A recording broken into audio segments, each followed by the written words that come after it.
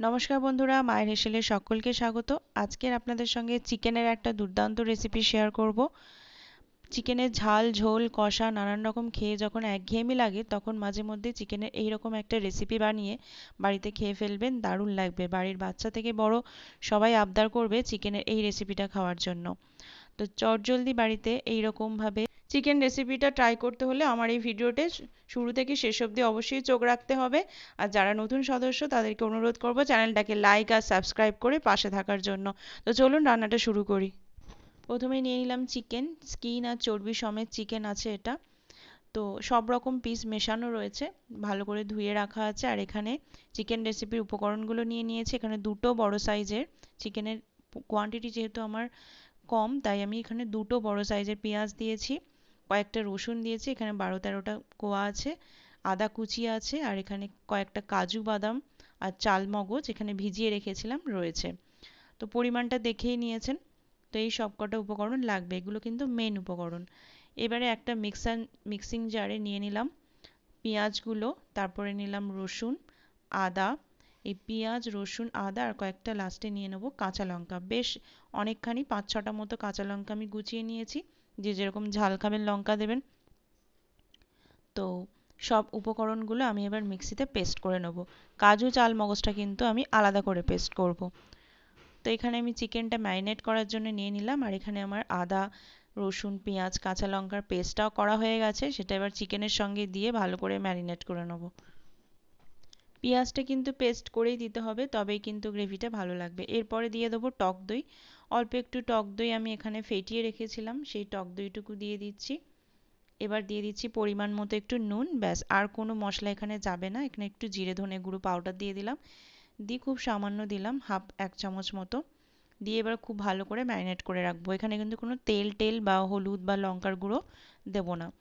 তো এই পেস্ট আর জিরে গুঁড়ো নুন দিয়ে ভালো করে ম্যারিনেট করে আমি রেস্টে আধ ঘন্টা মতো রেখে দেবো। হাতে কম সময় থাকলে রেখে দেওয়ার দরকার নেই। এখানে কিছু গোটা মশলা নিয়ে নিয়েছি, যেমন জায়ফল জয়িত্রী, গোটা গরম মশলার সাজিরা, গোটা গরম মশলার মধ্যে আছে দালচিনি এলাচ লবঙ্গ। এই সবগুলোকে শুকনো খোলায় ভেজে গুঁড়ো করে নেব। আর এখানে এই চালমগজ আর কাজুর পেস্টটা আমি করে নিয়েছি। আর এগুলো আমার তাওয়াতে সেঁকা হয়ে গেছে, এবার এগুলোকে আমি মিক্সিতে গুঁড়ো করে নেব। তো এখানে রান্নার জন্য কড়া বসিয়ে দিয়েছি, ওদিকে আমার সব উপকরণ রেডি করা হয়ে গেছে। তো কড়াটা গরম হয়ে গেলে সাদা তেল দিলাম। এই চিকেন রেসিপিটা কিন্তু সাদা তেলটাই যাবে। তো সাদা তেলের মধ্যে হাফ চামচ মতো ঘি দিলাম।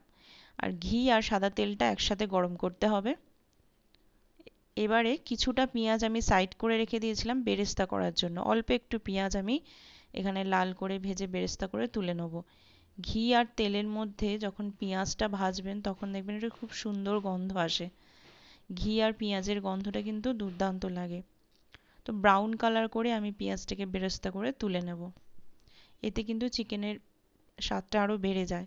তো এই চিকেনের জন্য যে বেরেস্তাটা আমার রেডি করা হয়ে গেছে, ওই তেলের মধ্যেই ম্যারিনেট করা চিকেনটা এবার দিয়ে দেবো।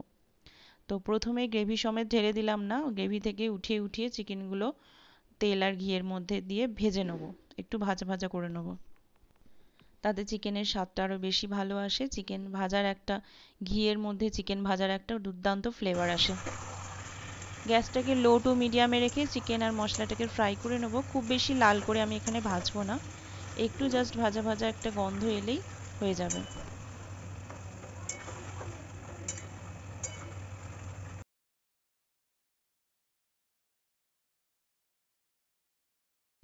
তো আমার এখানে চিকেনটা প্রায় অলমোস্ট ভাজা হয়ে গেছে, খুব সুন্দর একটা গন্ধ বেরিয়েছে। তো চিকেন থেকে যদিও অনেকটা জল বেরিয়েছে বলে লাল লাল ভাবে ভাজাটা হয়নি, কিন্তু ভালো রকম ফ্রাই হয়ে গেছে। এবারে যখন ভাজা হয়ে যাবে লাস্টে দিয়ে দেবো লঙ্কার গুঁড়ো। এখানে 1 থেকে 1.5 চামচ মতো কাশ্মীরি রেড চিলি পাউডার দিয়ে দিলাম। এবার দিয়ে দেবো ওই যে গ্রেভিটা, যে ম্যারিনেট করা যে মশলাটা ছিল চিকেনের, সেটা দিয়ে দেবো। এবার দিয়ে দেবো বাদাম বাটাটা, বাদাম আর চালমগজ বাটাটা দিয়ে দিলাম। আর যে মিক্সার জারে বেটেছিলাম সেটা একটু ধুয়ে দিয়েছিলাম জল সামান্য, তো এটাও দিয়ে দিলাম। সব একে একে এবার দিয়ে দেবো। গ্যাসটাকে কিন্তু অবশ্যই লোতে করে দেবেন, নাহলে সব মশলা পুড়ে যাবে, যেহেতু মশলার পরিমাণ এখানে বেশি। এবার দিয়ে দিলাম একটুখানি চিনি। যেহেতু টক দই পড়ছে তো একটু তো চিনি দিতেই হয় স্বাদের ব্যালেন্সের জন্য। তো এবারে চিকেনটাকে সমস্ত মশলার সাথে মিডিয়াম ফ্লেমে রেখে কষে নেব। যখন তেল ছেড়ে আসবে তখন একটু জল অ্যাড করব। তো চিকেনটা এবারে কষতে থাকবো। তো চিকেন ম্যারিনেট করার যে বাটিটা সেটা ধুয়ে অল্প একটু জল দেব, মানে একটু জল দিতে লাগবে, নাহলে মশলাগুলো কড়ার গায়ে সব লেগে যাবে। তো একটু নুনটা কম লাগছিল গ্রেভিটায়, তাই একটু নুন দিয়ে দিলাম। এবারে ওই বাটি ধোয়া জল অল্প একটু দিয়ে দিলাম, দিয়ে এবারে ঢেকে দেবো চিকেনটা সেদ্ধ হওয়ার জন্য। খুব সুন্দর একটা কালার এসেছে, দেখেই বুঝতে পারছেন এরকম বাসন্তী কালার কিন্তু এই রেসিপিটায় আসবে। কিন্তু হলুদ অ্যাড করা যাবে না, জাস্ট একটু লঙ্কার গুঁড়ো। লাস্টে গোটা 3টে কাঁচা লঙ্কা দিয়ে ঢাকা দিয়ে দেবো। তো 5 মিনিট মতো ঢাকা দিয়ে রেখেছিলাম। চিকেনটা যখন সেদ্ধ হয়ে আসবে তখন লাস্টে গুঁড়ো মশলাটা অ্যাড করে দেবো, নাহলে প্রথমেই দিলে গন্ধর ফ্লেভারটা উড়ে যাবে। তো এবার মশলাটা দিয়ে একটুখানি নাড়িয়ে চাড়িয়ে আবারও একটু ঢাকা দিয়ে রাখবো চিকেনটা আরও বেশি সেদ্ধ হওয়ার জন্য। যখন তেলটা ছেড়ে আসবে গ্রেভি থেকে তখন বুঝবো চিকেনটা আমার হয়ে গেছে। তো খুব সুন্দর একটা গন্ধ বেরিয়েছে। তো আমি একটু দেখে নেবো চিকেনটা কতটা সেদ্ধ হয়েছে। তো মোটামুটি সেদ্ধ হয়ে গেছে, আর একটু সেদ্ধ করা বাকি রয়েছে। এখানে আমি হাত দিয়ে দেখে নিলাম। তো আমি আবারও একটুখানি ঢাকা দিয়ে চিকেনটাকে সেদ্ধ করে নেব।